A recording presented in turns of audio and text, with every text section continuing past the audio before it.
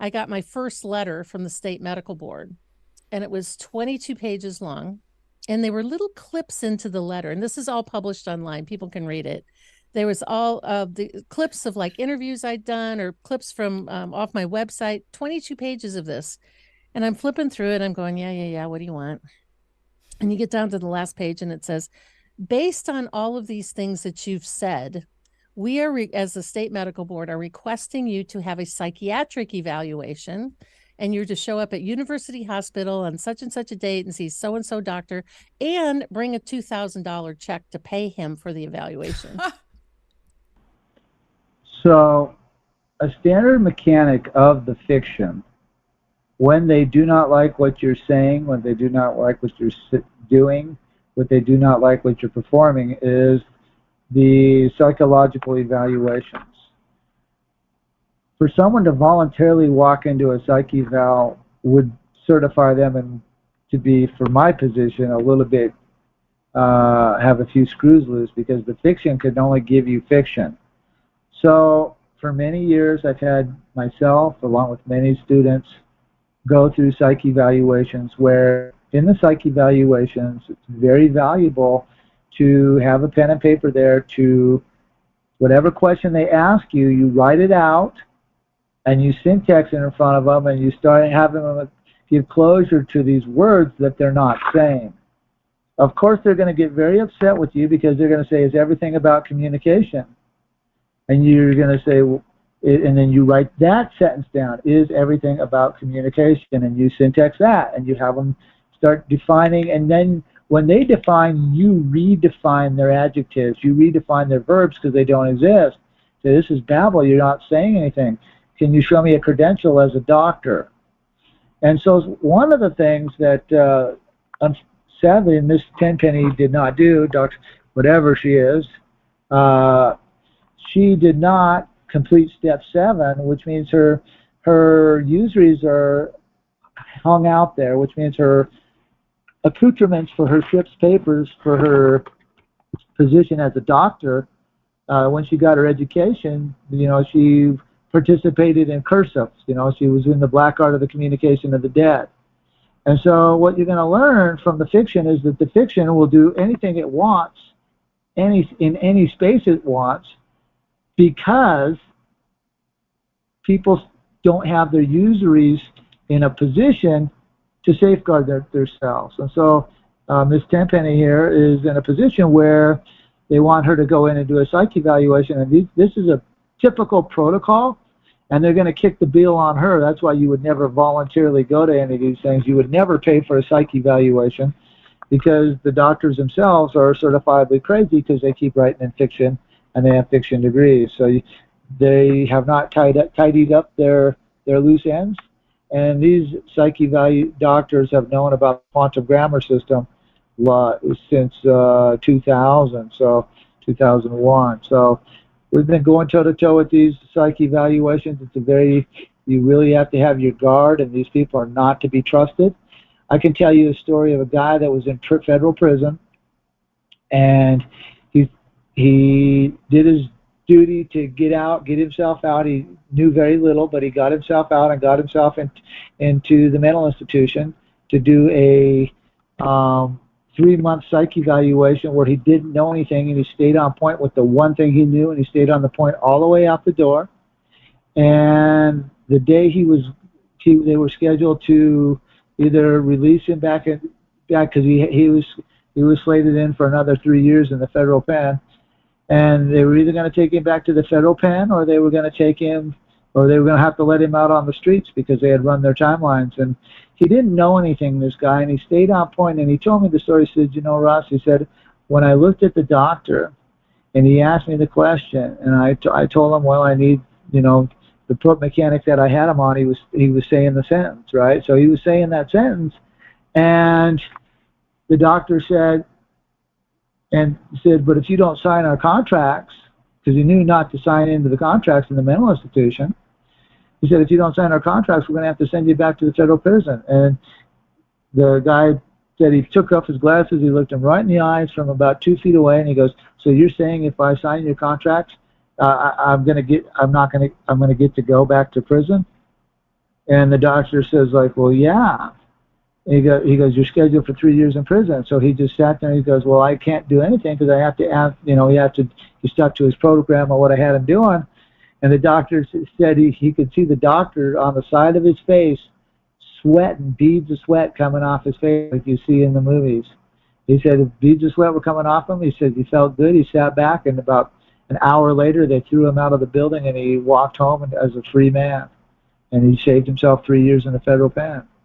So necessarily going to a mental doctor, if you know what you're doing, it's okay. But obviously, I don't know what happens in her situation. I'm not no first-hand knowledge of it, but we're just going to keep listening to her testimonial here. So onward. And I took the letter with me. And oh, by the way, the letter came by certified mail, by registered mail, by FedEx, by regular mail, and they had it delivered. So they wanted to make sure that I got it.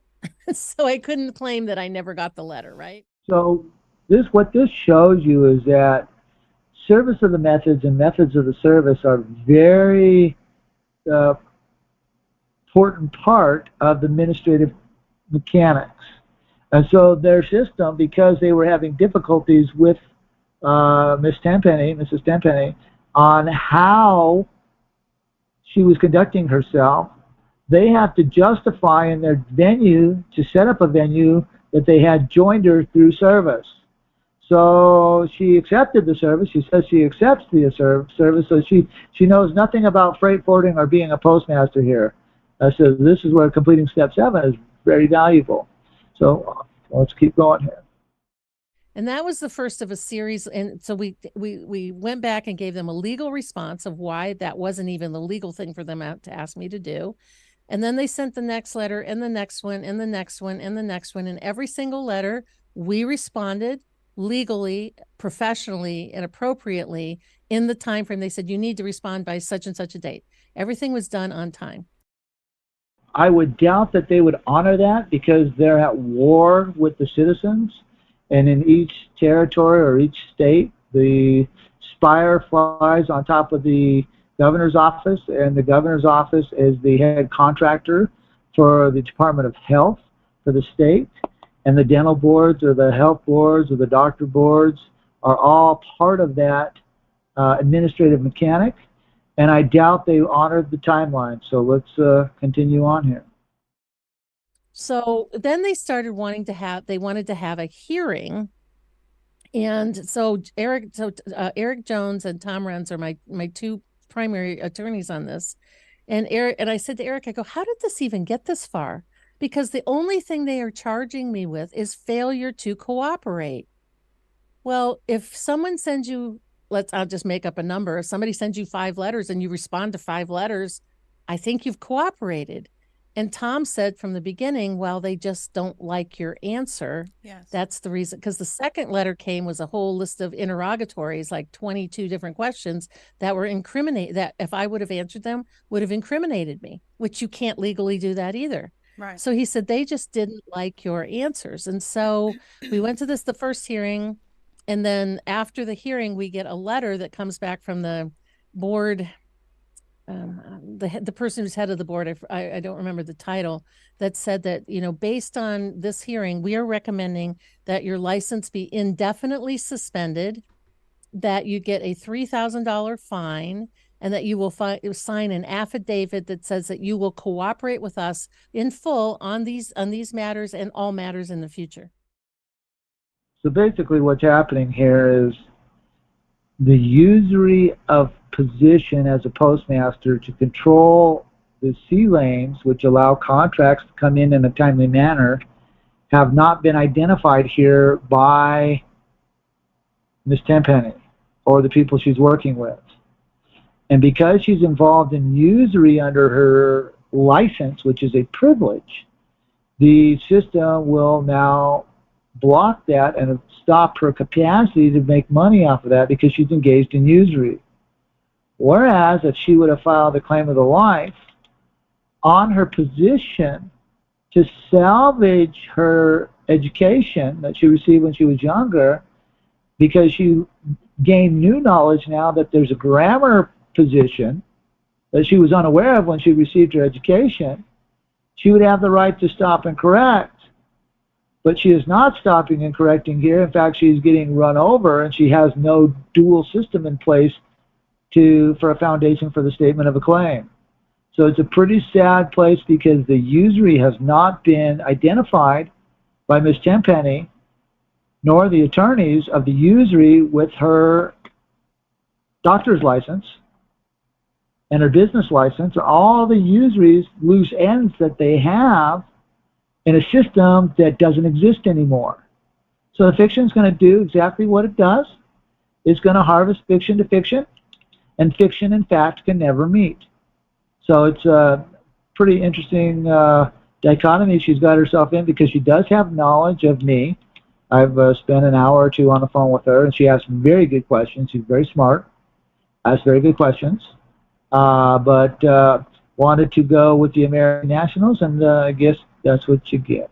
So it is what it is.